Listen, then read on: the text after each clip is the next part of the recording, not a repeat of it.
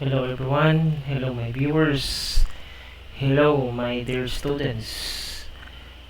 Okay, so this is me again, Engineer John Ray Monterola. Okay, so our topic for this video is all about electrical power or electric power. Okay, so what is electric power? Okay, so electric power is the rate per unit time at which electrical energy is transferred by an electrical circuit or electric circuit. So it is the rate of doing work. Okay, so the rate of doing work. Okay, so this time, no? Rate of doing work. Okay, so now electric power is okay, so has a unit of watt, no, or capital W. So it has a multiple units. Okay, so sample kilowatt, which is equal to times 10 to the power of 3, no, or 10 to the power of 3 watts.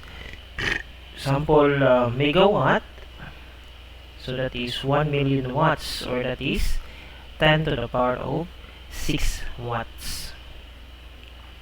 The same also with voltage and current, and as well as resistance.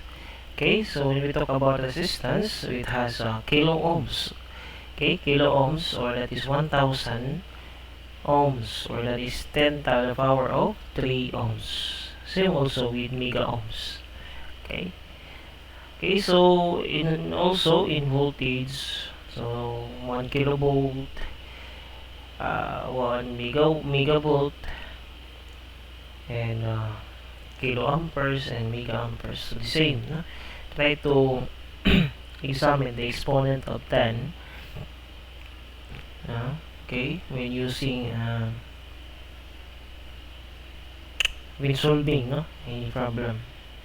Okay, next is sub-multiple units of power. So example, milliwatt, no? So milliwatt, small m, capital W. So that is 1000 of watt, or that is 10 to the power of negative 3 watt. Okay, so microwatt, so times 10 to the power of negative 6. So watch out, ha. So milliwatt, small m, micro. Okay, micro ang gamiton. Okay, so next is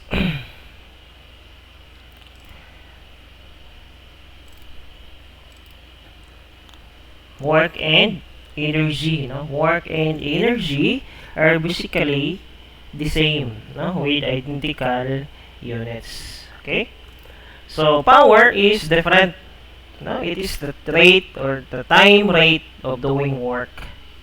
So meaning to say, power is work over time, no? So work over time. And if you are going to simplify to get the work, no, simplify, so meaning power times time is equal to work. Okay, so practical units of power and work. Okay, so the rate at which work is done is power equals the product of voltage and current. So what are those equivalent or corresponding unit of voltage and current? Is this one, no? Recall that 1 volt is equal to 1 joule per coulomb. Okay, and 1 ampere is equal to 1 coulomb per second. So remember what is electricity? So that is the flow of electrons, no? Flow of electrons that is charge over time, no? And 1 volt is 1 joule per coulomb, or that is work per coulomb, no? So joule is a unit of work. Okay, so next is, okay, substitute, no? So power is equal to volt times amps, or that is voltage times the current, or that is V times I. Okay, so substitute the equivalent or the corresponding units of voltage and current, so 1 joule per coulomb, and 1 coulomb per second for current. So that is 1 joule per second, no? 1 joule per second. Meaning to say, the unit of power, which is equal to what? That is equal to joule per second. Joule per second. So the abbreviation of joule is capital J, no? Capital J. So capital J or S, or that is joule per second. Okay, so kilowatt hours, no? So we are all familiar with kilowatt hour in our electrical bill or energy consumption in our house. Okay, so the kilowatt hour is a unit commonly used for large amount of electrical work or energy, no? Okay, so kilowatt hour. So if you are going to simplify this one, okay, so we all know that kilowatt, so 1 watt is joule per second. So since this is kilowatt, so that is kilojoule per second. Okay, so all in all, if you are going to simplify this one, that is equal to either kilojoule or joule, no? So cancel out maning time. So that is equal to energy or work. So for example, electrical bills are calculated in kilowatt hours. So the kilowatt hour is the billing unit, no? Kilowatt hour. So this is our billing unit in our house, no? It's for the energy consumption, monthly energy consumption. So the amount of work or energy can be found by multiplying hours. So that is kilowatt times time in hours. So that is the amount of work or energy, no? So in the unit is joule. Okay, so to calculate electric cost, start with the power. Okay, like for example, you have an air conditioner, okay, operates at 240 volts and 20 amperes. So the power will be voltage times time, which is 240 times 20. Okay, so that is 4,800 watts or 4,800 capital W only, no? So since we are going to have a unit of kilowatt hour, so let's divide this one by 1,000 so that we can have the kilowatt, no? So 4,800 divided by 1,000, so we have 4.8 kilowatts. Okay, so multiply by hours, no? So for example, you're using the air condition, no? Air condition for 12 hours, no? Okay, 12 hours. So energy consumption of your air condition will be 4.8 kilowatt times 12 hours. So meaning you will have and 57.6 kilowatt hour. Okay, so meaning power times time, no? So that is equal to energy or work. So multiplied by the rate, no, per kilowatt hour. So here sa ato ang in our setting, we have approximately 11 peso per kilowatt hour. So since this is in dollars, so $0.08 per kilowatt, so we have a cost of, okay, so 4.61 per day. So approximately example lang 50 per 50 peso per dollar. So you can have a 230.5 peso per day, no? So nga na siya, no? So in our setting, for example, in our setting we have approximately 11 pesos. So ito I convert at let's say we have 11 peso per kilowatt hour. So 57.6 okay times 11, so you will have 633.6 no, 0.6 per day, no. So that is your payment, and that is your payment per day, no. So 633.6 per day. So imagine, no, imagine how big is your electrical bill, no. That, for example, in a month, you will have times, for example, 30 days per day per month, so you will have 19,008 peso, no. So imagine na nimo kadako. Okay, let's proceed to problem, no. So how much is the input voltage of a power supply if it supplies 75 watts of power line while delivering a current of 5 amperes. So remember, okay, so we have, what is this? Your P. This one will be your I, no? So to solve this one, we have power is equal to, okay, voltage times current, VI. So since we have 75 watts is equal to, okay, so how much voltage of a power supply the delivers, so meaning to say V is unknown times 5, so meaning you will have a voltage of, so 75 divided by 5, so it is 15 volts. Okay, so this is your answer, no? 15 volts. Okay, so I hope you understand, no? So voltage times time only. Okay, so that's it, no? So let's proceed to question number 2. In question number 2, how much does it cost to light a 300 watts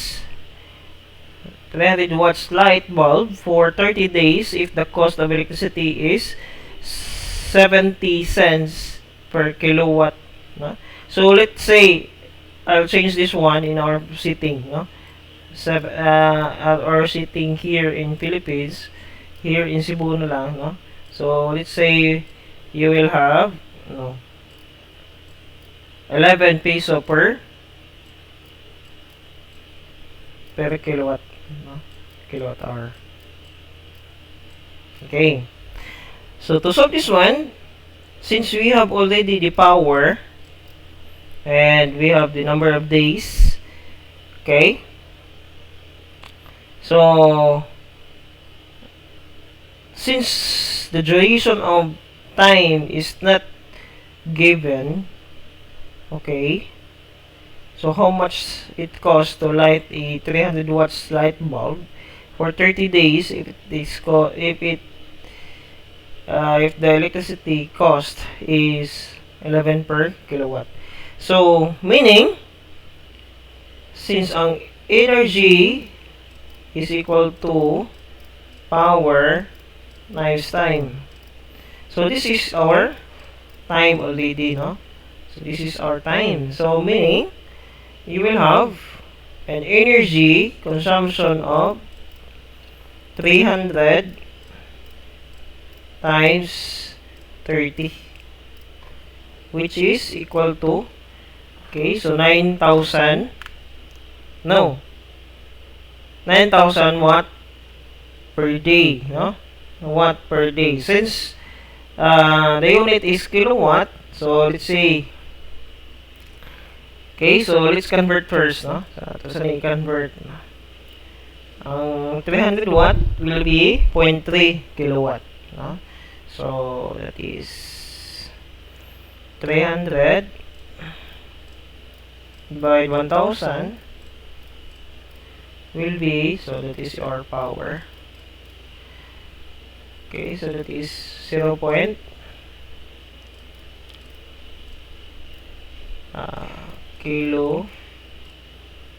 Kilowatt. This one is convert this one into hours, so that is 30. So T is equal to So 30. Sorry for the penmanship, ha. So 30 times, 30 times 12, 24. So that is how much?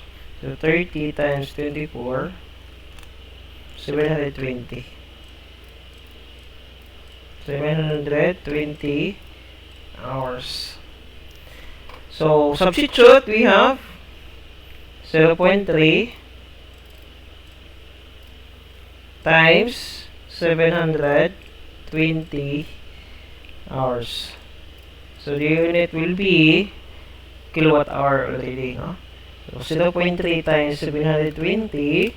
So you will have an energy consumption of 216 kilowatt hour. Okay? So to get the cost of your energy consumption, you multiplied by 11, no? So 11 per kilowatt man. So cancel ang kilowatt hour. So cancel this one. So you will have times 11. So you will pay 2,300 2,376. Huh? 2,376. So that is your monthly bill, no? Monthly bill. Okay? So I hope you understand. So it's pick up, no? So this is your power. This is your time. So since energy is equal to power times time, so but first you're going to align the unit, no? Since per kilowatt man is siya, so you need to convert this one into kilowatt, and then kilowatt hour man, so days, number of days times 24. So since we have 20 hours per day, no? 20 hours per day. So 30 times 24, so we'll have 720 hours. Okay? So multiply the 2, you will have the unit of kilowatt hour. So since we have 11 peso per kilowatt, so multiply it by 11. So cancel out ang kilowatt hour, so remain ang piso, no? So we'll have 2,376 pesos per month, no? Okay.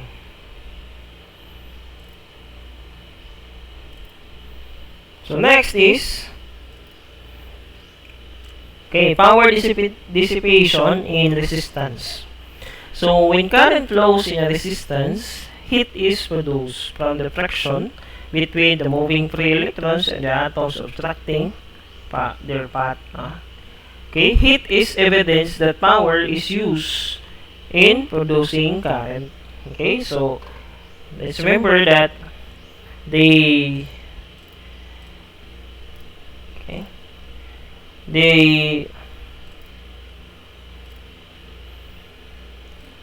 evidence, no, that there is a power. Okay, so naiinit, dissipate ang yahang power. Okay, so the amount of power dissipated in a resistance may be calculated using any of the three formulas depending on which factors are known. Okay, so this one, the first formula is power is equal to I squared times R. Okay, and the second one is V squared over R, and this is the original formula, no? This is the original formula. So atong i-derive, no? Let's derive saan magsimula, no? Where it came from, no? Kanisiya. Okay, sorry. So saan ba yun nagsimula? Okay. So we all know that this is the original formula. So P is equal to V times I. Okay, let's say that the given is already a current, no? Current and resistance.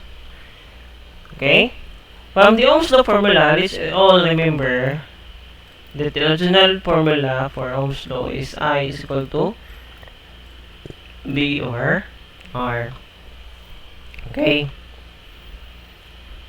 So, what to do, no? So, therefore, in this formula, you can have V is equal to current times the resistance, no? For the voltage. Now, substitute this value. Substitute this value to this equation. So, we'll have I R times I. So, I times I, so that's why I squared times R. So, this is the formula of power. No? So, this one. How about this second? Okay, so how to solve this one? Okay. Okay, so from V times I also. So what if again, no? I na po na nga to ang substitutan, no? From the formula I is equal to V over R. Okay. Let's substitute. We have V times V over R. Okay. So V times V, that is V squared over R. So that is why naani ang ikaduha nga formula. So V squared over R. Okay. So next is, so I hope you understand. Okay, so let's try this one. Problem, no? Solve the power P dissipated by the resistance R. So in problem number 1, we have P is equal to, I is equal to 1 ampere, R is equal to 100 ohms. So solve for P. So therefore P is IR. So but the meaning I squared R only, no? R squared R only. So that is 1 times 100, or that is 100 watts. Okay? So P is equal to 100 watts. Okay? So 1 squared is equal to 1. Okay? 1 squared is equal to 1. So times 100. So we have 100 watts. Okay? So next is number 2. I is equal to 20 milliamps and R is equal to 1 kilo ohms. So solve for P. Okay? So same formula. So P is equal to I squared R. So we have, so take note, milliamps. So meaning 20 times 10 to the power of negative 3. Then let's square this one, multiply by, take note, 1 kilo ohms. So that is 1000 ohms. Okay? So meaning, how much is 20,000? 20 times 10 to the power of 3 squared. So that is multiplied by 1000. So we have 0.4 watts. Okay? 0.4 watts. Okay, so let's proceed to problem letter C. Okay, so the given are voltage which is equal to 5 volts and resistance of 150, no? So solve for the power, no? P. So in this problem, what we are going to use, no? What formula that we are going to use? Present ang voltage at saka current. So therefore, we are going to use this formula, V squared over R. Okay? So substitute, we have 5 squared, no? 5 squared divided by 150, no? So that is 25 divided by 150. So all in all, we have 25 divided 150, that is 0.17 watt. Okay, 0.17 watt, or that is, okay, 167 milliwatt. Okay, 167 milliwatt. Okay, so next is problem letter D. Given our voltage and resistance, which is equal to 1 kilo ohm. So same formula also, no? So P is equal to V squared over R. Okay, so this is 22.36 squared divided by 1000, or that is 1 kilo ohms. So therefore, pila maning 22.36 squared divided by 1000, that is equal to point saman. Okay, that is 500, approximately 500 milliwatts. Okay, so 500 milliwatts. Okay, so next is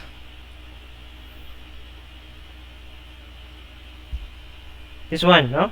So how much power is dissipated by an 8 ohms load if the current in the load is 200 milliamps? So how much power? P, no?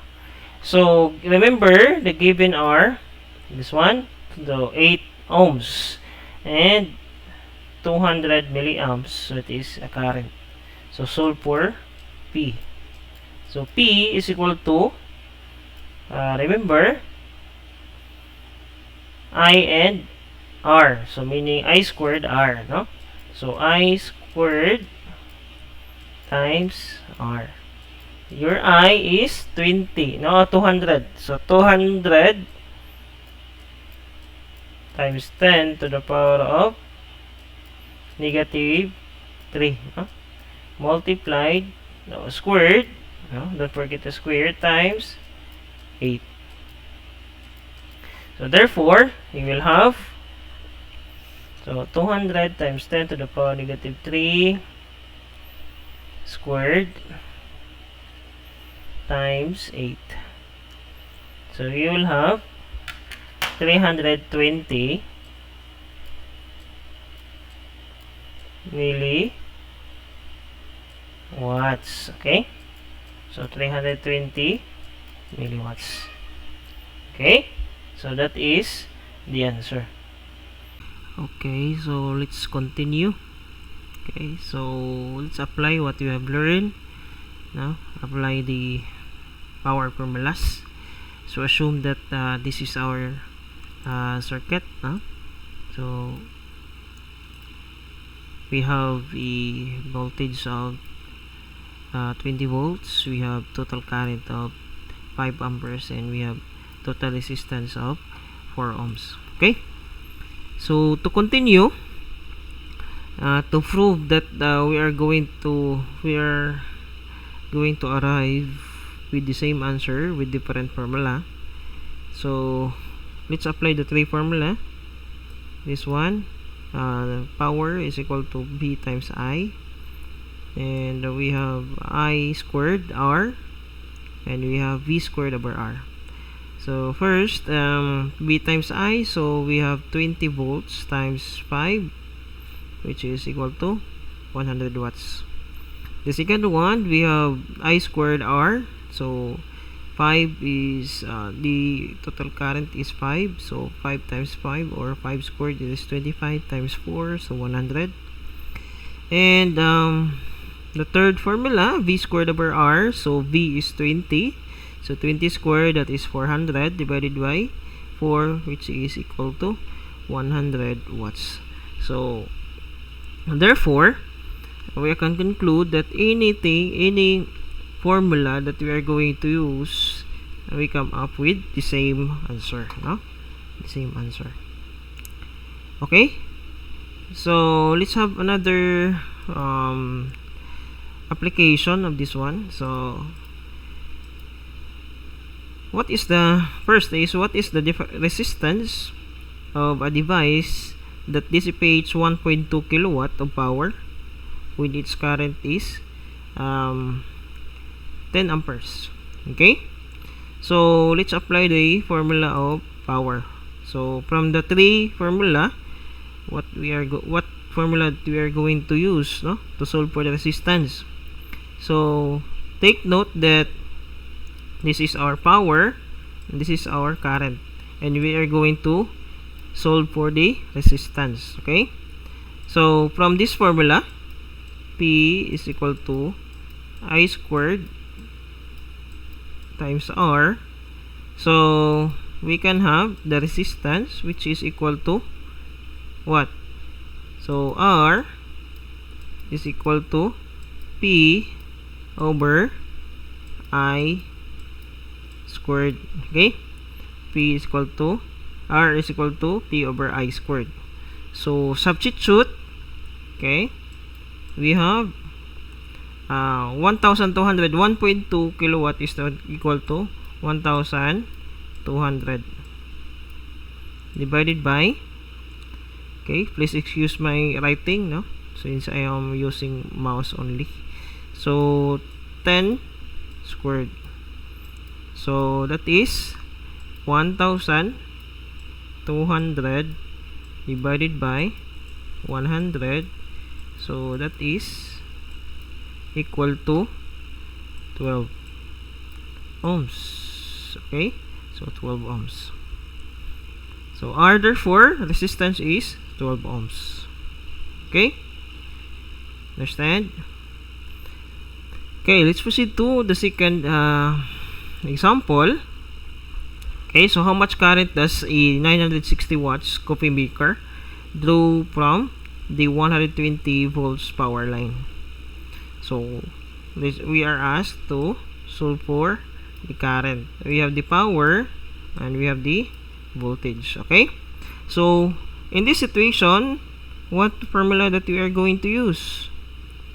Okay, so the present, the given are power, voltage, and we are going to solve for the current. So from the original formula of power, okay, so that is V times I, no, or VI. So from this formula, since we are going to solve for the current, so I is equal to P over V, no? So substitute, we have 960 divided by 120. So that is equal to 960 divided 120, that is 8, no? So 8 unit amperes. Okay, so 8 amperes. Okay, so I hope you understand. Okay, so next is we are going to proceed for the third problem. The third problem is what is the resistance of 20 watts 12 volts halogen lamp. Okay, so we are asked to find the resistance given that the power is present and the voltage is given. Okay, so what formula that we are going to use from the three? So present ang voltage, present ang power. Okay, so, and we are asked for the resistance, so we are going to use this formula. So V squared over R. Okay, so since we are going to solve for the resistance, so therefore R is equal to V squared over P. Okay, V squared over P.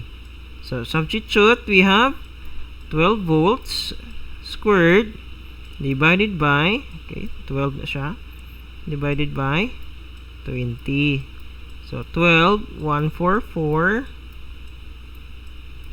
divided by 20, so which is equal to, so 144 divided 20, that is 7.2.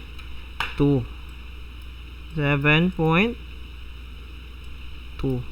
Unit is ohms. Okay, so okay, so 7.2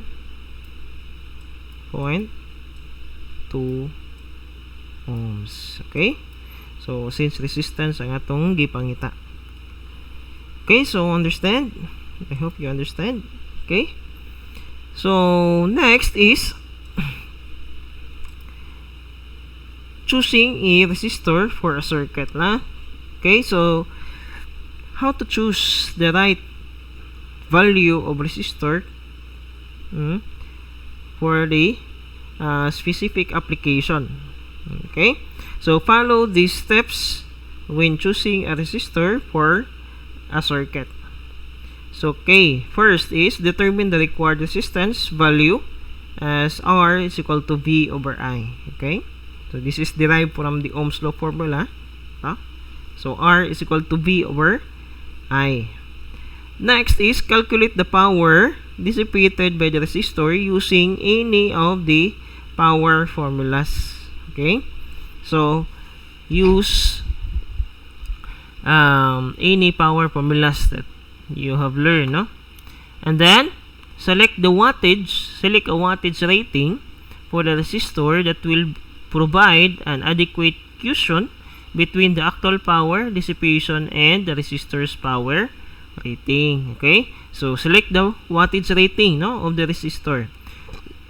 Okay, so dapat you should use the correct wattage rating, or else your resistor will burn, will burn out. Okay, so select the correct wattage rating, no? Finally, ideally, the power dissipation in a resistor should never be more than 50%. Okay, so you should not exceed, no, 50% of the power rating. Okay, so you have 1.5, no, allowance. Okay, so safety factor is 0.5.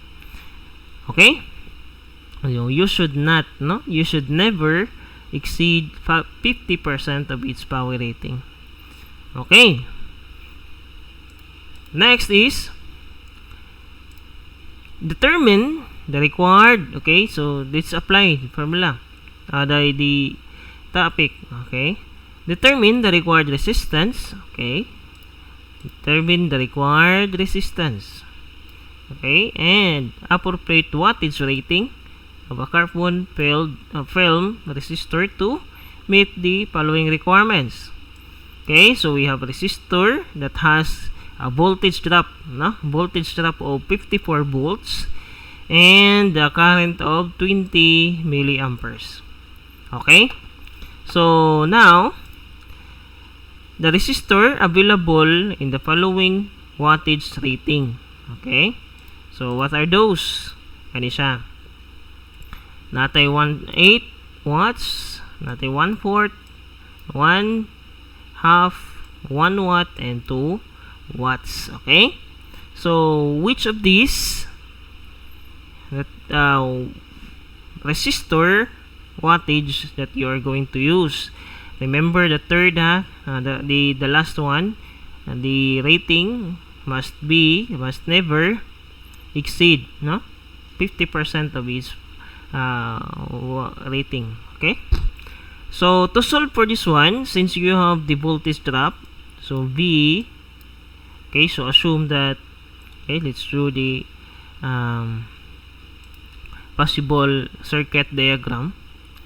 Okay, so you have a source and you have a known resistor. Okay, so this is, okay, so this is known as, okay, sorry, so this is 54 volts. So the R here is unknown, and we have a current of 20 milliamperes. Okay, so 20 milliamperes. Okay, so to solve for the resistor, needed resistor, okay, so R is equal to V over I. So therefore we have 54 divided by 20 times 10 to the power of 3, no? So since milliamps man na siya. So 54 divide 20 times 10 to the power negative 3, so that is 20.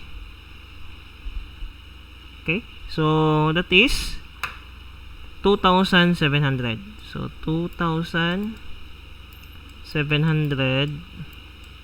unit is ohms, or that is 2.7 kilo ohms. Okay, so gamay ang key, ha. So 2.7, sorry. Okay, so 2.7 kilo ohms. Now, okay, so we are done with the resistance. Now, appropriate wattage rating.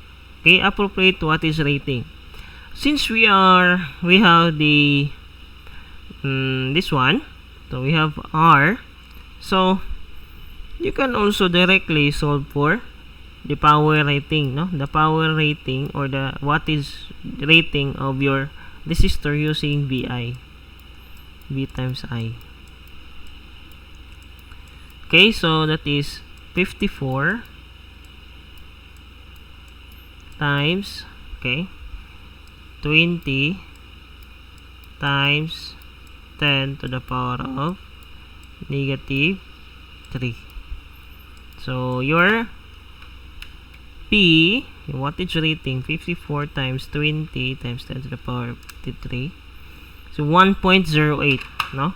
So 1.08.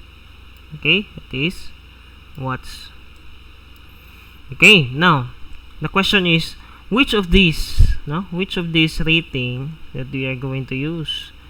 Okay, so kani wala na ni siya, no? Kani pod wala, kani wala na. It is between 1 watt and 2 watts, no? But according to the previous slide, so remember our P is equal to 1.08 watts. Okay, so 1.08 watts. Okay, so according to the previous slide, ideally the power dissipation in a resistor should never be more than 50% of its power rating. Now, so is 1.08 exceed 50% of the power rating. So wala. So pwede pa siya magamit ang 1 watt. Therefore, you are going to use a resistor. Okay, resistor which is 2.7 kilowatt, kilo ohms, which is 1 watt. Okay, so 1 watt. Okay, so that is how to identify the power rating of your resistor. Okay, so next, choosing the right resistor for the circuit. Okay, so maximum working voltage rating. The resistor's maximum working voltage rating is the maximum voltage of a resistor can withstand without internal arcing. Okay, so the higher the voltage rating of the resistor, the higher the maximum working voltage rating. Okay, so voltage rating na punta. Okay, voltage rating. With a very large resistance values, the maximum working voltage rating may be exceeded before the power rating is exceeded.